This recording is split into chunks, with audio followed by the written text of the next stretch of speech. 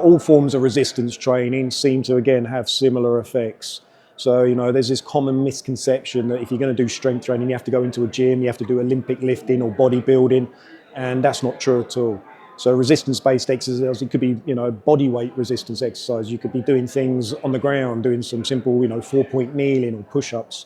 These type of exercises could also have the same sort of strengthening and positive benefits as doing exercises in gyms with dumbbells or barbells. Good afternoon. Welcome everyone. We are here at the Hungarian Sport Rehabilitation Conference in Budapest, and our guest is an internationally recognized physiotherapist, Adamom Meakinsom. Hi Adam, and thank you for your time. Welcome to Hungary. No problem. Thanks for the chat. So your presentation was called the best exercise for shoulder problems. So my first question is there really one best exercise for shoulder problems and pains? The simple answer is no. The research and the evidence is saying that all exercises seem to have the same sort of effect on reducing pain and improving function. But I don't think that means that every exercise works the same for every patient. So I think there's a lot of individual variation. And so really I think the best exercises for people's painful problems is based on their problems that they have and making it fit the person and their issues. And what about the preventions?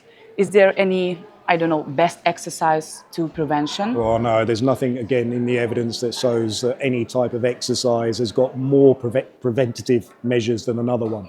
I mean, exercise and a healthy lifestyle in general is preventative from getting problems and pain and pathology. But is there one type of exercise that's better than the other one? I'm going to say no. Why are shoulder problems so common, not in sports, but in daily life also? Well, the shoulder is a joint that's got the most mobility. We use it for a lot of tasks and activities. So I think, it's quite susceptible to being overloaded and overstressed at times. I also think it's a joint that obviously struggles with its stability, and sometimes, that can sometimes stress and aggravate things as well. So I think a combination of mobility and stability and regular use is the main reason why we get a lot of shoulder issues. You mentioned that strength training is also, not a prevention, but can help prevent these bigger problems in the future. What kind of strength training? That's a great question. So all forms of resistance training seem to, again, have similar effects. So, there's this common misconception that if you're going to do strength training, you have to go into a gym, you have to do Olympic lifting or bodybuilding. And that's not true at all. So resistance-based exercise, it could be, body weight resistance exercise. You could be doing things on the ground, doing some simple, 4-point kneeling or push-ups.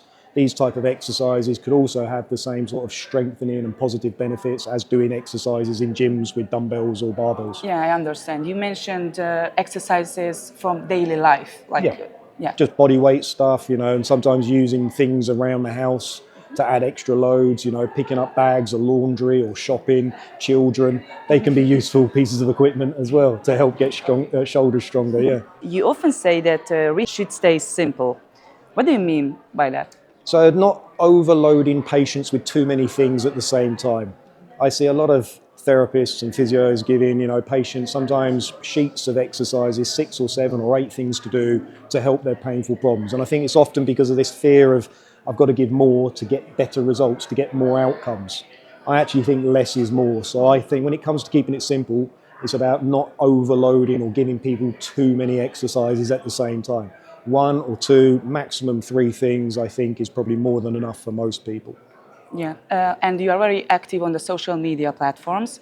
You give advices, people who have problems. What about this, websites or news, something like, do this 4 exercise and the miracle is going to happen? What is your opinion? The trouble with this day and age now, there's so much information out there, it can be hard for people to know what is good information, what is accurate information, what is misinformation. And, I get fooled by it sometimes, so I'm sure a lot of patients do as well.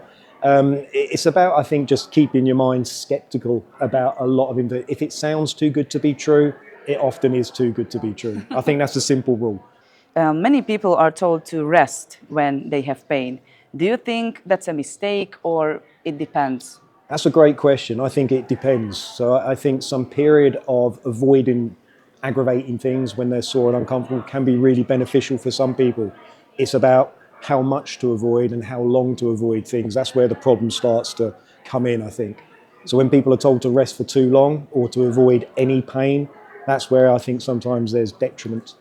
I think if we can try and find that balance of saying don't push too hard, don't aggravate it too much, give it a period of time to calm down, but then gradually build it back up is probably what most people need with painful problems. What are the biggest mistakes you see in shoulder rehab programs?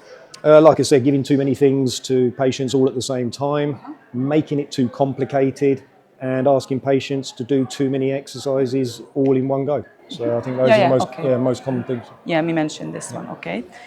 You often speak against fancy rehab trends. Yeah. What do you think therapists should focus on instead of these fancy trends? So I'm a big believer of building up robustness and resilience into people. So I think it's about, just building up comprehensive capacity and strength and confidence to movements is what we want to do, rather than focus on the minute muscles and the individual little biomechanical factors. Just get people to feel confident and strong and robust to move in all sorts of ways. That's what we should be focusing on in our rehab. How do you motivate patients to keep doing their exercises when the progress feels slow? That's a great question. I think there is a good role here for getting patients to come in regularly. And I think, sometimes patients need to have that contact with somebody, like a therapist, to be able to feel like, it gives them accountability. I'm going to go and do my exercises today with somebody motivating me and doing it, rather than just leaving them to do it on their own at home. So I think sometimes stepping up and adding a little bit of support, motivation, and accountability helps patients to carry on and do the exercises. But I also think education is really important. It's making sure that patients are aware that, exercises aren't a quick fix a lot of the time. They do have to have their expectations managed well. But often it takes months for things with exercises to start to show significant improvements. So I think once you help patients realise that and they accept that, then they can sometimes get down, knuckle to it and get through it. What are your advices for the young therapist? I think I always tell young physios, the number one thing to do with your patients who come to see you is make sure they are aware that you genuinely give a shit about their problems. That you are there, present, and you want to help this person with their current situations to the best of your ability. When you can demonstrate that to a patient, it makes everything else easier.